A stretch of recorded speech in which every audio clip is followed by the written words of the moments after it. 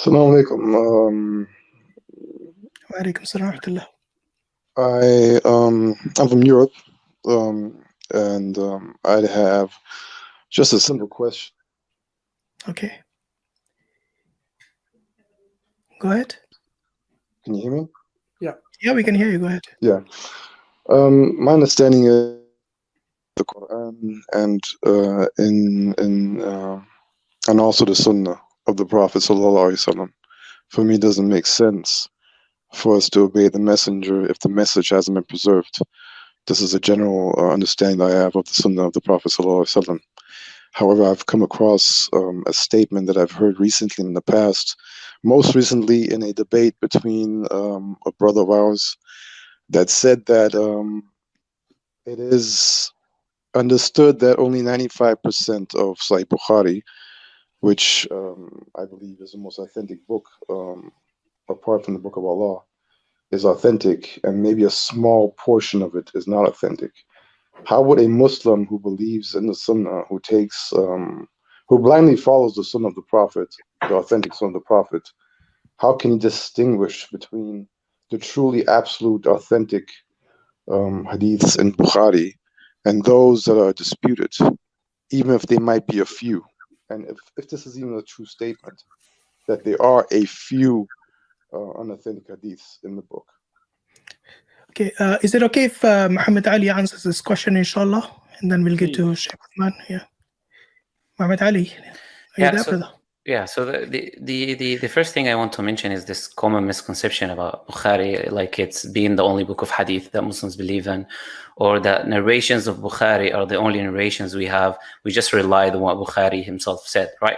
We have many books that was written before Bukhari. The difference between Bukhari and the others is that Bukhari, he made his collection only authentic. As Iraqi, he says, Al-Fayt al-Iraqi is a very basic book for anyone who wants to learn hadith, obviously. He says, وَأَوَّلُ مَنْ أَلَّفَ فِي الصَّحِيحِ مُحَمَّدٌ وَخُصَّ بِالتَّرْجِيحِ. The first person to author a book about the authentic hadith was Muhammad. He's referring obviously to Muhammad ibn Abdullah al-Bukhari. He was the first person to make a book restricted to Sahih hadith, right?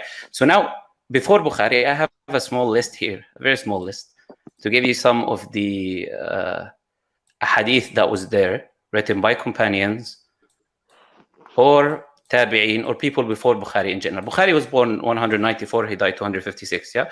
So we have the Sahifa of Abdullah ibn Amr ibn al-As. Abdullah ibn Amr ibn al-As is a companion. We have his Sahifa, he's written books in it, right? He's written hadith in it, sorry. We have the Sahifa of Sumra ibn Jundub, is a companion. We have the Sahifa of Jabir ibn Abdullah, is another companion. We have the Sahifa of the Al-Ashaj. It has 1,920 ahadith, right? And this is a tabi'i who lived at the time, who was born at the time of Abu Bakr. So like 2 years after Prophet Muhammad sallallahu alaihi wasallam. Yeah, we have a tabi'i, Hammam, which is obviously he took the ahadith from Abu Hurairah. He was the student of Abu Hurairah. So this is another tabi'i. He died 131, right? We have, and by the way, we have these manuscripts. If you go, you will find these manuscripts. It's not like we're saying they did this and we don't have it. And we have the physical evidence. You can go and check it yourself, right? We have another tabi'i, which is a person who came after a companion, Abu Zubair. He had a sahifa, right? Imam al-Asfahani, he gathered the sahifa. Okay, we have al-Muthanna ibn Abdullah, he died 150. We have Shu'bah ibn al-Hajjaj, right? We have Ibrahim ibn Taham. We have Abu Sa'id al-Kharazani. We have Muwatta Malik, he had his Muwatta. We have the full Muwatta of Imam Malik, which has around 3,000 ahadith, including the narrations of the Sahaba and the Athar. It's like 3,000, right? And we have also his Mudawwana, which is written by his student, right? Qasim ibn Abdul Rahman. We have his Mudawwana, which is a Q&A, and it also contains a hadith. We have a hadith from Imam Shafi'i in his books, Al-Risala, Al-Umm, and other hadith, right? We have Jami' Ma'mar ibn Rushd, right? Who died 153, right? It's in Sana'a, it's in Yemen. If you go, you can read it yourself. We have Abdullah ibn Mubarak. He wrote Kitab al-Zuhd, he wrote Kitab al-Jihad, he wrote al-Musnad, he wrote many other books, right? So these are just a little few. I can give you a lot more, by the way. This is just some of the people who wrote even before Bukhari was born, right? So if you take Sahih al-Bukhari and you throw it somewhere else, that's not an issue for us.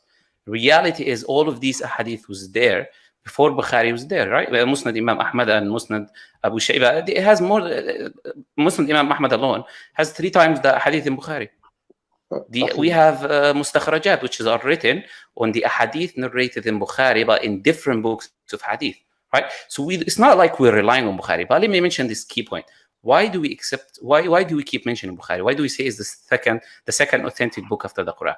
And I think this is a point where people miss. The reason we say that is because the nation, the ummah of Prophet Muhammad ﷺ have accepted the book to be authentic.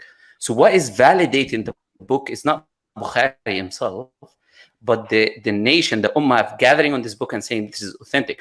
When Bukhari wrote his book, he went to Ahmad ibn Hanbal and he went to Yahya ibn Ma'in, and he went to these people, and these people have testified that his book was okay. So he didn't just write the book and that's it. No, the people in the community who are experts in the science of hadith have authenticated the narrations that he brought forward. Yahya ibn Ma'in, for example, he used to go and teach his teacher. He used to go to Abdullah ibn al-Madini and he listens to Abdullah ibn al-Madini. And one time he said, let me teach him, let me test his memory. He's okay, he's everything, but we don't know his memory, he's old now. So he sat down and he mixed the narration, the chain of narration with the matn, with the words itself. Then Abdullah ibn al-Madini, he got angry. And Imam Ahmad was sitting next to him. He said, this will not come from you.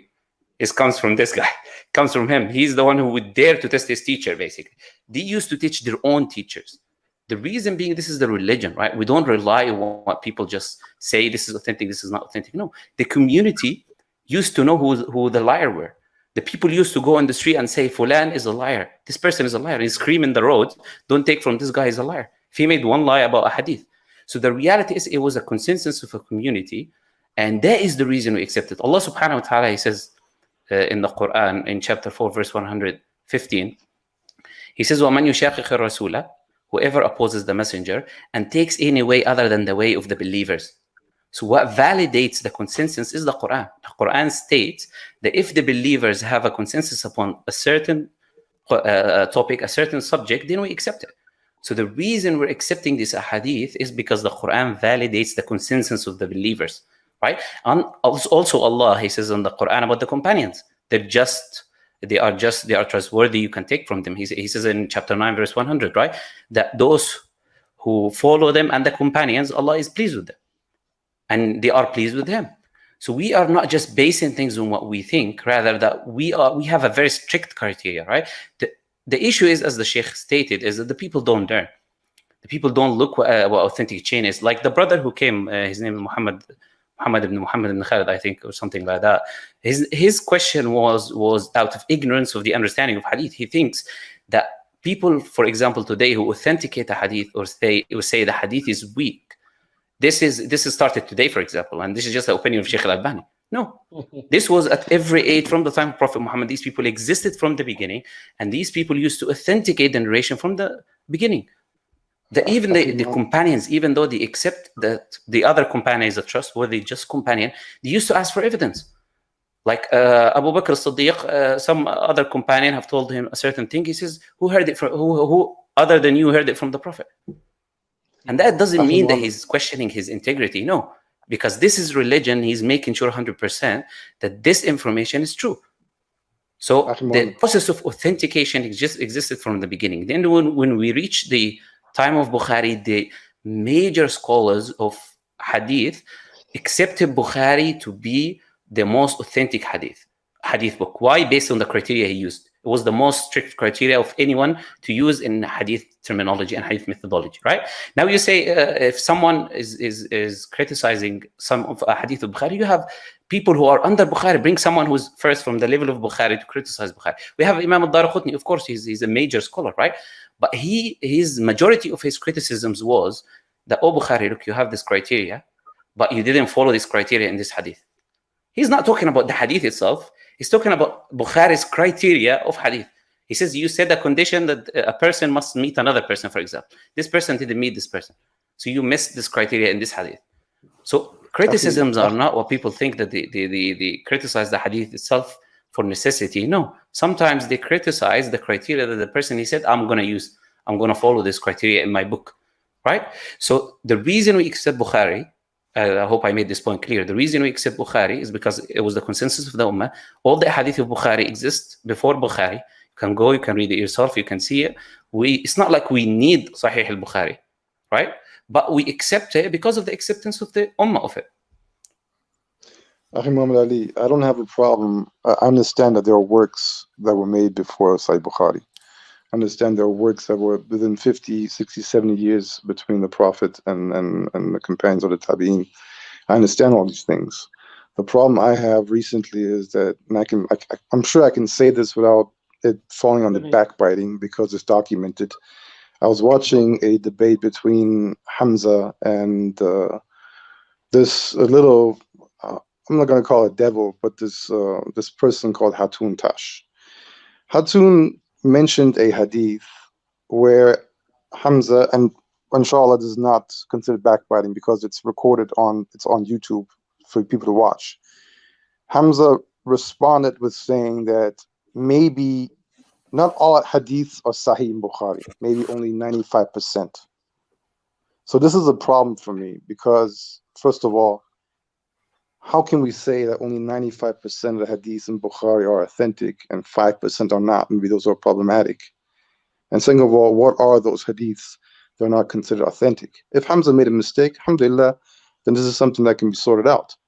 But I have heard the statement over and over again that there are a few, not a lot, of the 6,000 or the 4,000 or however many it is in Sahih Bukhari, a few are not authentic. And I have a problem with this because I believe that Allah has preserved this religion for us, the Quran and the Sunnah. And for me, it was never a question that the hadiths in Bukhari are anything but authentic. So this is a very strong statement to say that there are hadiths in Bukhari that are not authentic. If this is a mistake on somebody's part, then I'll accept it. But if there is an opinion such as this, then this has to be sorted out. This has to be cleared up. I think the main point to mention is that Brother Hamza is not here, right? So obviously we're not going to say he made a mistake or he didn't make a mistake. Brother Hamza can defend himself. You can go ask Brother Hamza the question, right? Now, dealing with the topic you're speaking with, we said there's a difference between saying 95 of the hadith are authentic and saying that the 5% have been criticized. For example, if I criticize something, that doesn't mean necessarily my criticism is correct, right? So it's just because some of the hadith was criticized by a group of people does not mean their criticism was necessarily correct. Now, when you say, how do you know which hadith has been, this is not a new topic, by the way. If you ask any scholars have mentioned and talked about this. They say that there are hadith that a few groups of people, I'll give you an example. Imam al-Daraqutni wrote a book. You can read Imam al-Daraqutni's criticisms of which hadith, what he spoke about them, what did he say, was his criticism correct or not? And the scholars of hadith, they say, majority of the time, where there is a criticism on a hadith that Imam Bukhari have said, the truth is actually with Bukhari. It's not with the person who's criticizing Bukhari. So yes, there are a hadith criticized. And by the way, we don't say Bukhari. This is something we need to understand. Bukhari is not Allah, right? So Bukhari can make mistakes. No one states that Bukhari has no mistakes completely. No, but when you look at like a handful of hadith, for example, in Bukhari, that maybe there is talk about them and one of them might be correct or one is not incorrect, that's fine. How do we know they're not correct? Through the science. How did we even find out that there is a 5%? That proves that the science is working. The people. I keep hearing this. That there are some hadiths that are not. I keep hearing this. There are some hadiths that are not be correct. But what are those hadiths? I never hear what they are. As I told you, Imam, I'll let the Sheikh speak because he wants to say something. Imam al-Daraqutni, as I said, has written a book on this, and other scholars have written books on what hadith they criticize. So we're saying is not a hidden thing that you cannot find out. What have you researched yourself? That's the question. Have you went to someone of knowledge who specializes in hadith, like Imam Othman here, Sheikh Othman, and you ask him who wrote and what hadith are criticized, or you just heard the topic and you didn't research it, right? So let me just jump in here. Jazakumullah khairan. Yeah, of course. Muhammad, wallahi, beautiful explanation. So let me just explain one thing first, my dear brother. There is, and I'm not going to talk about Hamza because I didn't hear it, and Allah is a good brother, mashallah. And I don't know what happened in that community. So this is nothing to do with him or his comment. I'm just going to make a general comment. First thing to understand that when we talk about Sahih al-Bukhari, we're talking about not just the book, we're talking about all of the chains and all of the mutun.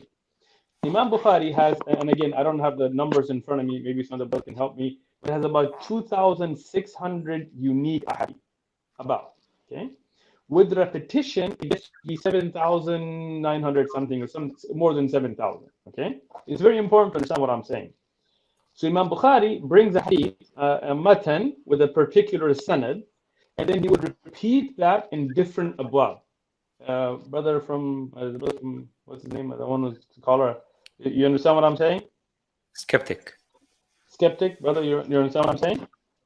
Yes, I'm listening. Sorry. Okay.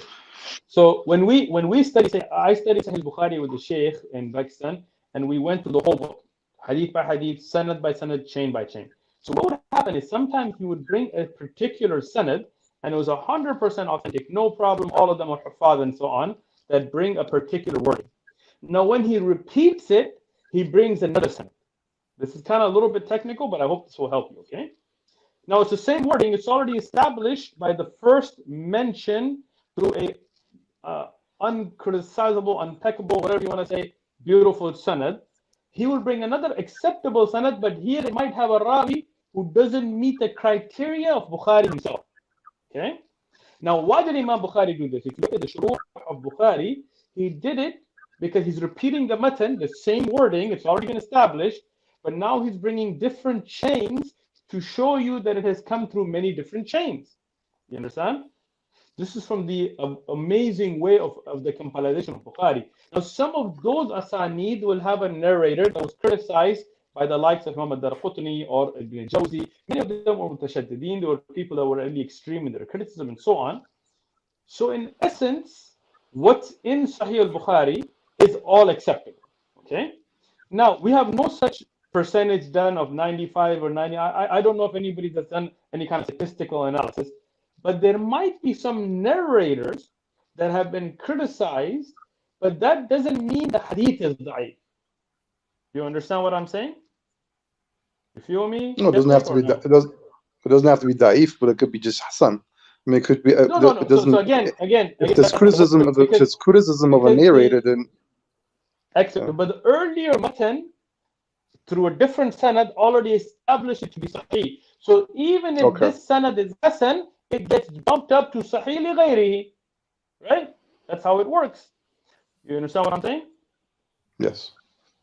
So now my final little package to kind of like end this here is, for the average Muslim, first thing we have to acknowledge is the Quran and ahadith, as our brother, mashallah, Muhammad eloquently explained, have been preserved through much more than just Bukhari. Okay?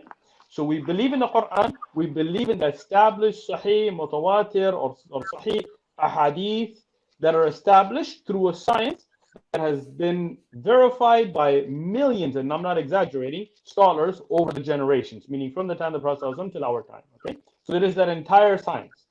One of the best works from that is Sahih al-Bukhari, by the agreement of this ummah.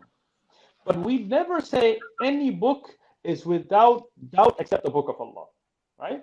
But Bukhari by itself is not all hadith, first thing, right? Secondly, to the average Muslim, if you're a Am Muslim, Bukhari is all authentic to you. Don't worry about it, because there is nothing in it that the ulama have come together and said, you know what, it's weak. Now, some alim criticize the particular chain. This is for the students of knowledge and scholars, and for the Am person to go to the scholars and ask about. But no average person should pick up a Bukhari and be like, that hadith is da'if. No, because the scholars have not done that. Okay? So don't worry about statistics of 95 and 95. Don't get into all of that. The criticism and defense of the rawis in Bukhari have been discussed and are learned by Tullab ilm, like Akhuna Muhammad and others. May Allah reward them. For you, go to brothers like that. Go to the people of knowledge and ask about particular ahadith, and they will explain them to you. And this is why we never want to break that chain between the awam and ulama.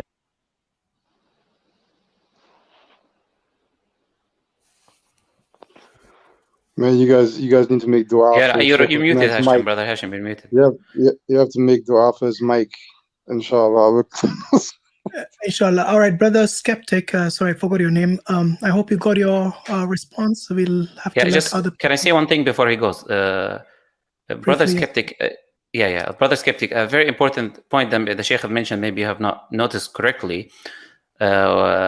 He said not everything mentioned in Bukhari is hadith. Is authentic Sahih. Imam Bukhari, his book is called al-Musnad al-Sahih. Whatever has a chain of narration is authentic in Bukhari. There are things which we call ta'liq. So Bukhari has mu'allaqat, which is a person says balagana, someone have told us a certain statement, but there is no chain of narration. So Bukhari is claiming that which has a chain of narration in the book is correct. Not everything in the book is correct. Inshallah. I think قال يا عشيرتي جميعكم حتى ابنتي لأغني عنكم فاعبدوا إلهكم ووحدوا. إذا أعجبك الفيديو لا تنسى الإعجاب والتعليق، ولكي يصلك كل جديد اشترك الآن.